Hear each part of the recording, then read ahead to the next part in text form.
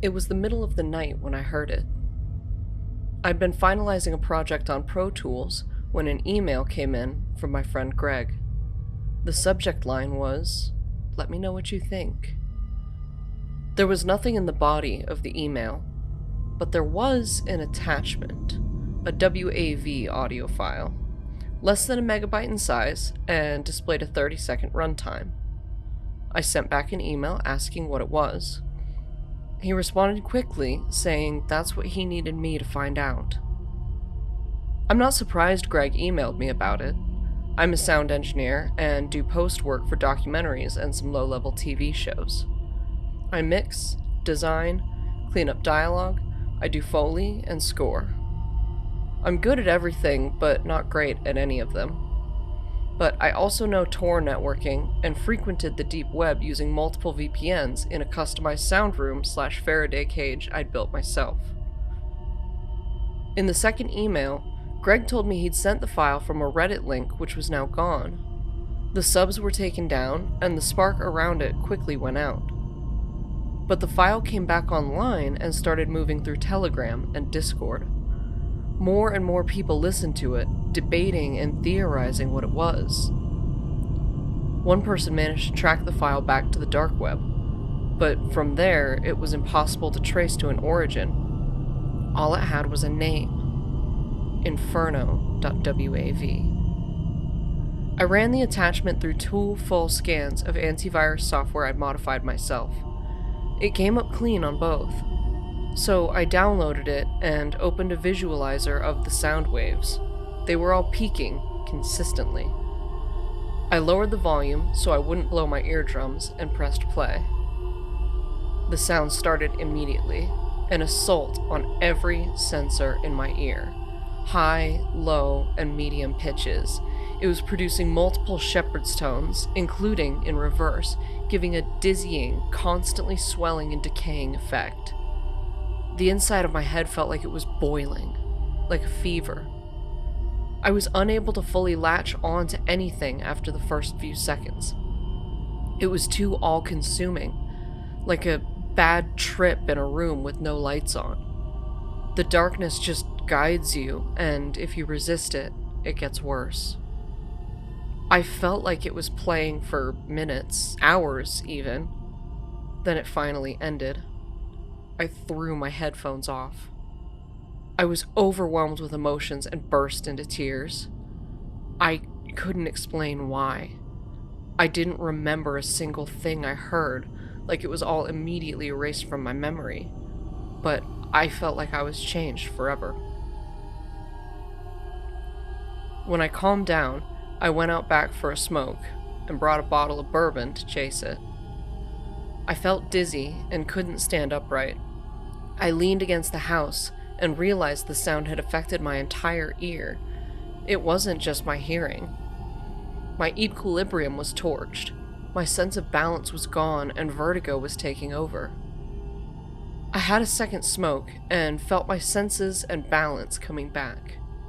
I could hear the rustling in the forest behind my house, dogs barking somewhere on the property next to mine, the cigarette amber burning, my own heavy breathing. I went back inside and quickly felt like a foreigner in my own home. As I entered my office, I felt like I wasn't the only one in there. I hit the power bar beside the door and my entire system shut off. When it did, and the room was plunged into darkness, I saw the silhouette of something appear against the window, on the inside of the glass, in the room. I scrambled to turn the overhead light on, but the silhouette was gone. I didn't get a good look at it, but it looked like it had 2 spikes protruding from its forehead. I got my shotgun and slept with my bedroom door locked that night. But neither of those could protect me from what was going on in my head. The nightmares came before I was even asleep. They were horrifying and acted as all dreams do, starting without a point of origin, but continuously moving forward. They all ended with me in a terrifying version of hell. I was drowning in lakes of boiling water as fire streaked down at me like sheets of rain. There was an unbearable heat from every direction. I crawled out of the lake onto a moving but solid layer of lava. My skin melted and healed at the same time. My eyes burned and mended simultaneously. The pain was excruciating and never ending, and felt like a burn had scarred the entire inside of my body forever. I woke up feverish and covered in sweat. It was still early, just before dawn, but I wasn't going back to sleep, even though I was exhausted. I took a cold shower and watched steam come off my body as the cool water reacted with my hot skin.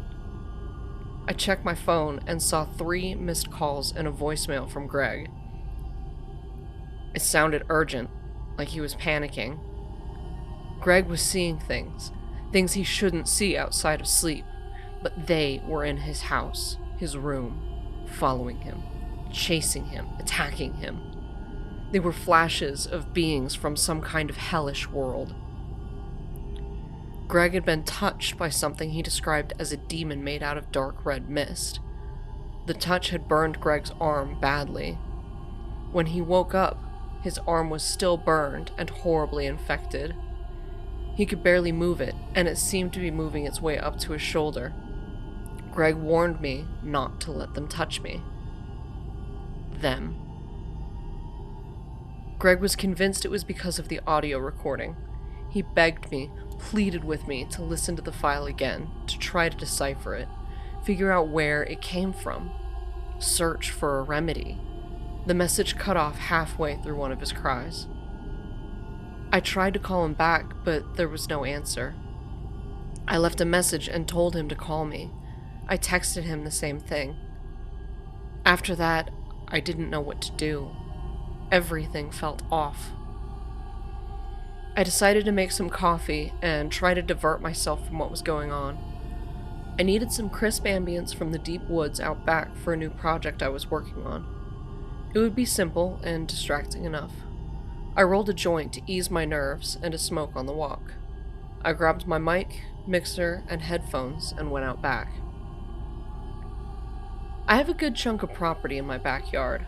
There are some old trucks and cars, and leftovers from distant relatives of the past. The realty is mostly woods and swampland, but has a few paths and trails that cut through it for four-wheeling and snowmobiling. There was a clearing just off the trails I wanted to get a recording of. The wind came in through the trees in a strange way some mornings, and I'd been trying to capture it the right way for a few months. I made it there and was recording for about 5 minutes before everything silenced out. I snapped my fingers near the mic and heard it clearly, but the wind had disappeared. There were no leaves rustling. There were no animals in movement or birds chirping. It was like I was in an anechoic chamber. No direct or reflective sounds, just pure isolation. I turned up all the volume levels on my mixer, but the woods had gone still. Then, a snap. Somewhere off in the forest, a twig broke. And another, but this time in the other direction. Then 2, 3, 4, right after each other. Something was walking, shambling forward. I did full 360-degree turns, but there was nothing and no one out there aside from the trees. The cracks and snaps got closer, closer, like there were dozens of feet or claws scrambling around the ground towards me. I crouched in fear, covering my head and face and shutting my eyes as a heavy wave of wind and heat knocked against me. I kept my feet and held still, bracing for more. I waited for the sounds, or breeze, or heat, or anything more to come at me. But they didn't come. I stood back up, opening my eyes to see that the forest was dark. It had just been this morning, but somehow it was now night. The day had disappeared. I started making my way back to the path to my house, feeling more and more surrounded by unseen predators. A twig snapped somewhere behind me, and I spun to look. Deep in the woods, something was glowing, moving slowly a meter off the ground. It flickered a deep red and looked like a marshmallow on fire, floating through the woods. It was coming towards me. I froze up. A deep pit in my stomach formed, and I was brought back to childhood, to the one time my parents took us camping. As a kid, I'd burnt my sister's face with a marshmallow I'd let catch fire. It wasn't intentional, obviously, just goofing around, and it turned into a bad accident. But it had left a nasty scar on her cheek that I still don't think she'll ever forgive me for.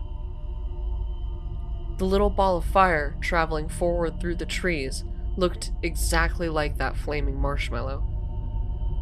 I picked up my pace, finding the path and making my way back to my house. I checked over my shoulder and saw the ball of fire was still following me. My run turned into a sprint. I didn't look over my shoulder or slow down until I was through my back door and it was slammed shut. As I caught my breath inside, I saw the ball of fire float past the window and out of sight. I checked my phone and saw more missed calls from Greg and voicemails. I listened to the first one but had to turn it off. The whole recording was Greg crying in pain and fear, begging for help. I went back upstairs to my office.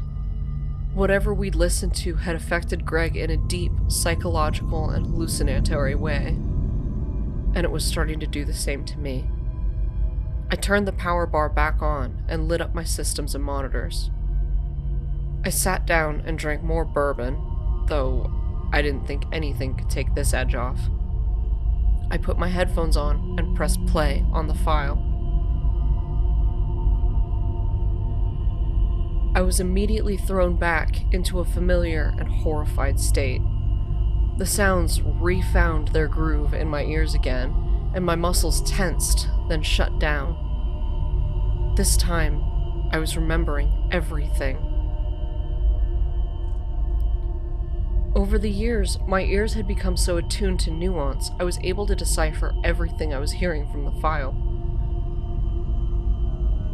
There were horrific, torturous cries coming from fire lashing and water boiling and bubbling. I could hear storms of violent nuclear thunderclaps that shot through my head like electroconvulsive therapy. Fiery rain that hit the lava-hardened ground like tiny meteors. Flames whipping against bare skin. Pain and suffering. There was something like a huge, powerful generator fueling it all that sounded like it was all very nearly about to explode. A leviathan of bass and sub-bass vibrations, shaking so strongly that they were creating some kind of war drum effect. And underneath, there was a rhythm, some strange harmony under the chaos, like chanting or a prayer. Then it ended, and the world was thrown into silence and stillness. The room felt darker, and my body felt like a lead statue about to topple. I sat quietly for several minutes before I felt the world shift back on balance, and my mind wandered right back to where it was. I thought about the sounds. The screams in particular. I'd heard all kinds before. In one documentary I worked on, which followed the genocide of the Tutsis in Rwanda, I'd heard my first real death screams. There'd been new audio recordings out of some of the towns that had been slaughtered by armed militia. They were horrific.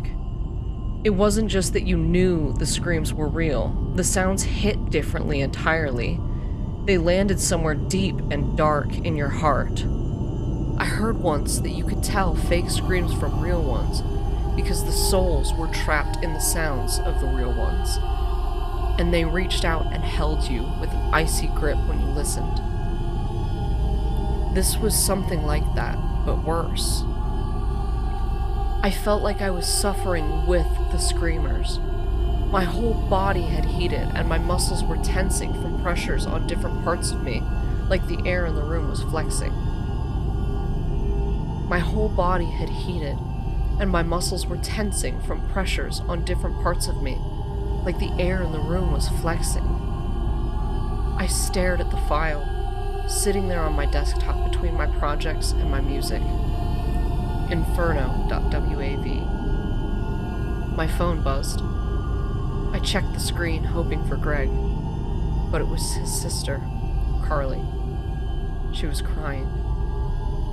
The family wasn't sure how it happened or why, but Greg was dead. Somehow, Greg had caught fire in his room. He had run outside and jumped into the family pool, but he just kept burning. It was like the water wasn't touching him. Greg had climbed out of the pool, giving up, and died in the backyard. His body was burnt to a crisp. The immediate thought was suicide, but there was no sign of fuel or accelerant used. In fact, they couldn't tell how such a blazing hot fire could have erupted on his body without leaving a trail out of the house, or a single burning blade of grass in the field he'd collapsed in. Carly asked if I'd talked to him recently, if I'd noticed anything strange about him, if he'd mentioned any suicidal thoughts. I was in shock, but managed to offer my love and prayers while claiming he'd seemed fine to me. Which was true. Outside of the last day or so, he was his normal, goofy self. The only thing that had changed was the audio file he'd listened to. I told her I'd stop by the house later to see them, and thanked her for calling to tell me. When I hung up, it all became real. I had to figure out what the file was and where it came from. I started up a program I'd created that used different audio translation filters to help with identifying languages in some of the projects I worked on. The programs measured for both pronunciation, sound, and grammatical shape and origin, discerning the language genesis. I was getting back some strange results. At first, it wasn't identifying anything at all. I had to restart the program twice. Then it began partially recognizing elements of words in Greek, Aramaic, Demotic, Hieratic, and Coptic. I separated the dialects, whatever they were, from everything else. The words came out in a strange, lengthy grouping. They sounded like a prayer, but worked in a perfect loop, ending on the same notes that they began on, which was similar to the shepherd's tone. I put the phrases through a search engine. I only received one result, which led to some back-channel website that explored ancient dead languages. The result gave me chills, claiming similarities to, and including, the divine language. I sent an email to the site moderator, who was a professor in philology and linguistics, with the prayer translated into a readable series of words, asking for his immediate help. As I waited for a response, I checked the Telegram chat rooms that Greg had mentioned. They gave me more chills. Everyone posting had been complaining about the same things as Greg. Some of them were more personal. The more frightening stories described watching their friend or family member or coworker go up in flames 2 days after listening to the audio file. They'd begin by coughing up smoke. Then their skin turned dark, like it was burning. Their insides would begin to melt. Then they'd spontaneously combust wherever they were. I closed the chat rooms and decided to go out for a smoke. I wasn't going through the woods, though. Not after last time. I sat on the back edge of the yard and looked out into the woods. I looked at the few old cars in the back, rusting over. I thought about how I used to play in them. I smoked my first cigarette in one of them. First beer. First girl I made out with. They held a lot of memories. Sitting there, trying to break down what was happening, all I could come up with was some sound frequency project or experiment or weapon leaked out, or maybe it was unleashed and was spreading through various social media channels. I'd read about shady government programs focusing on sound waves and how they alter brainwaves to suit various needs. Some needs were more malevolent than others, so this idea didn't seem far-fetched. But then there were the hallucinations and the extreme heat I kept feeling, like a fever blanket pulsing over me in waves. All of this was deeper than some Manchurian candidate trick. I knew there was one more possibility, however insane it seemed to even think. That the file was, somehow, some way, an audio recording of hell.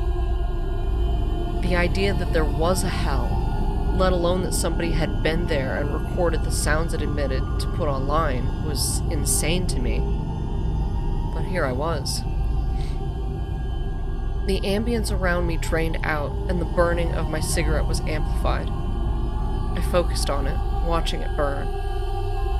All of a sudden, there was smoke all around me. I tried to get up, but was no longer on the back steps. I was in the driver's seat of the rusted Jeep out back. I was seatbelted in. Smoke was funneling through the old truck from the back seats as a deep red was glowing out from under it. Something was in the back, a dark silhouette amongst the smoke. I struggled against the seatbelt, but it burned into my hands like it was made of fire. The sounds, the horrifying screams from the depths of whatever hell was on that file, screeched out from the back seat. Then Greg's voice came from them. "I'm waiting for you, Johnny. I'm keeping your seat warm." I yanked myself forward and shot up in bed. The Jeep and the backyard were gone. I was in my room now, half under the covers, drenched in sweat. I'd been sleeping. Another nightmare had shook me. I got up. The loss of balance was back, like the world had shifted slightly and I hadn't adjusted. I could see into the hallway, which was pulsing with a deep red glow before plunging into darkness. That same levitating red ball of fire, the size of a marshmallow, floating past my doorway, moving towards the stairs down. I walked out into the hallway, the red pulse continuing to glow on and off. The fist-sized, flaming ball was at the end of the hall. It moved down the stairs, disappearing onto the first floor. I followed the ball down, putting my hand on the walls to balance myself. But I found that the walls and the railing were perspiring. Everything was beating with sweat. The air on the first floor was thick with humidity as I walked through it. It felt like gravity was now pushing and pulling horizontally to the sides instead of vertically down. In the main entrance, I could see into the kitchen, which opened up to dual sliding back doors made of glass. They looked out onto the deck, which had a 10-foot drop to the ground below. A figure was standing on the deck, looking down into the backyard. The figure turned back and smiled. It was me. Then it stepped over the edge of the terrace and fell. I nervously walked through the kitchen and out onto the deck. I peeked over the edge. Heat burned the skin of my face. My eyebrows curled, my mouth went dry. The pits of hell stared back at me, daring me to look away. Pain, screaming, and suffering wailed from tiny bodies that looked like ants far below. But they were all people. Millions of them. A hand pressed into my back, and I felt myself go over the edge of the deck. I turned back to see who pushed me and saw myself there, smiling. I kept hoping this was a dream, that I'd wake up during the fall into hell. But I didn't. I kept falling, and the heat just got hotter. I hit the ground like a brick. I felt the hardened lava burn through my skin and pulverize the bones in my body as I landed. I couldn't move. I was a mushy liquid that was slowly reforming into a solid figure. I could see blurry shapes rushing towards me, horrific sounds screeching from them. Then I woke up. Or rather, I came to and fell forward out of my chair. I was still sitting in the backyard having my cigarette.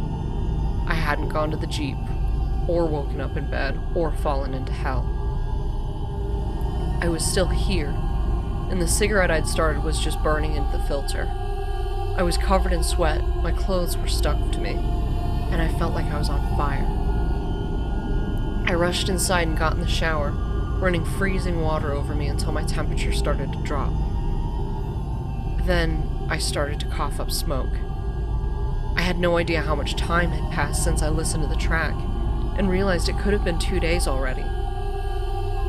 I rushed back into my office and found an email response from the professor who moderated the website. Unfortunately, he said he couldn't help, as it was mostly unknown knowledge, but he'd tell me what he knew and started with what the phrase structure was. It was a prayer referred to as a deified chant. That is, a prayer structured like a palindrome, so it could be chanted backwards as well as forwards and elicit the same message. It was used to honor or worship a deity with supreme regard. The use of a palindrome itself could be interpreted in different ways, but the main explanation for it, the spiritual one, was that a palindrome was a message from angels who were watching over you. Therefore, a palindrome could be used to call angels forth for protection.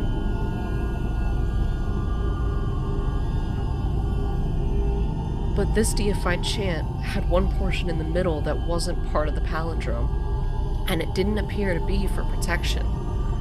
The word Hallel was detected among the chants, the word translated to hell in Hebrew. Hallel didn't work the same backwards as forwards, which made the deified chant into something else. I began coughing up huge puffs of dark smoke, and my insides felt like they were burning up. I managed to focus back on my monitor and read the final part of the email. The professor offered a simple suggestion: to play the audio recording backwards. Everything except that one word, Hallel, would play the same. But maybe that word would change the effects. It seemed too obvious. So obvious, in fact, that it might actually work. I dragged and dropped the file onto a timeline just to check. I reversed its flow, put my headphones on, and nervously hit play. The sound started in reverse, and I began to seize immediately.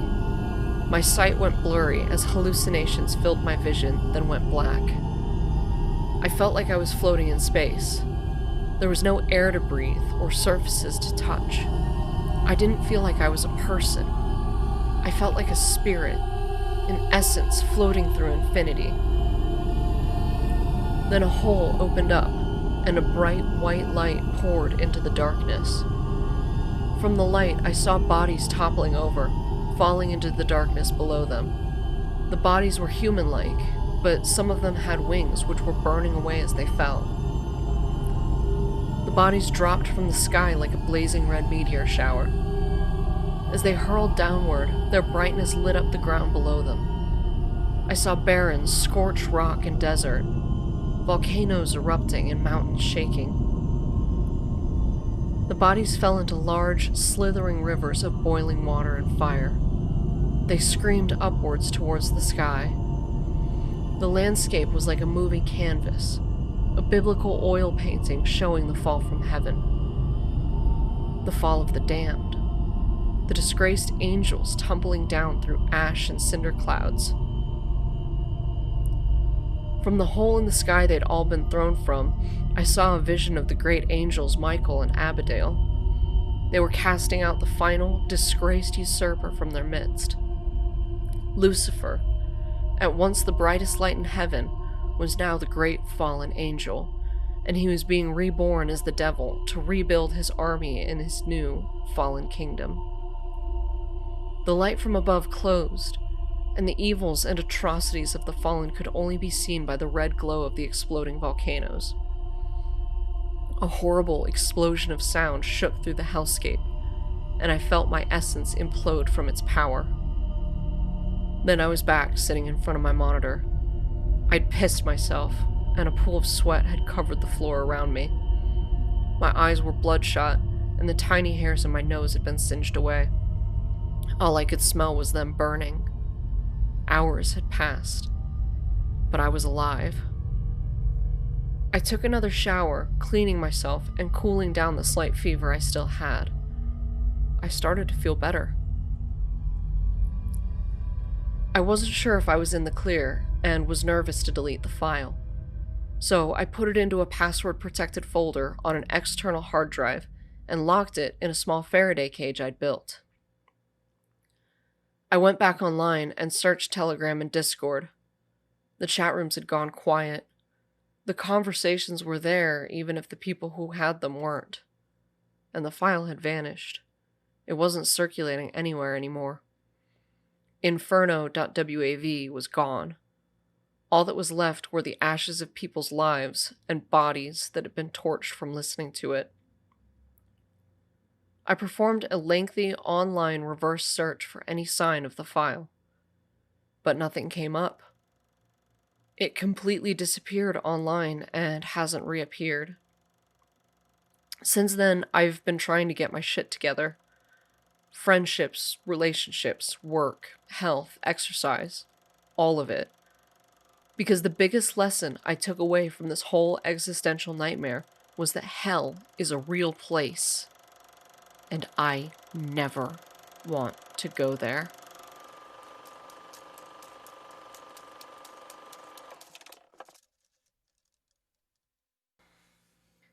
Hey everybody, thank you so much for listening. I really appreciate all of the support that I've gotten for switching the focus of my channel from gaming to horror stories. I realized that weekly is actually still a pretty demanding pace, so I may be uploading recordings every other week. We'll see. I'm still kind of trying to feel out how often I want to record and upload. If you guys know of any good vocal exercises that I can do, because I realize I'm actually straining my voice a lot, please go ahead and send them to me. I'm always looking to improve. If you guys still want to see some of my game streams, I will still be uploading VODs to the channel after all. I'll be streaming on Twitch, mostly group games like Phasmophobia with Jack and Gothic, but we'll see what the future holds for me. And if you have stories of your own that you'd like for me to read, you can contact me on Twitter or you can send me an email. I've got my Twitter and my email down below in the description. Thank you again for your support, and I will see you in the next video. Have a good night.